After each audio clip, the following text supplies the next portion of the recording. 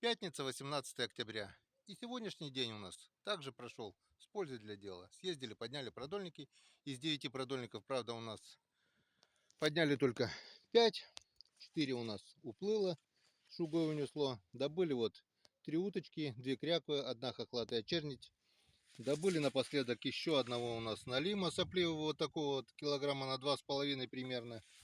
Посадили тюльпанчики у нас. На следующий год весной посмотрим, будут радовать глаз. Вот. Тут вот на 3 колеса у нас раз, два, три прошлогодние тюльпанчики выделили. А здесь вот 2 кружочка, и там вот в уголочке у нас новые тюльпанчики. Вот 8 пачек купил, посадили.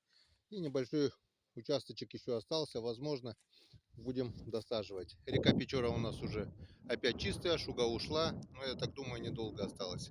Увидимся на канале.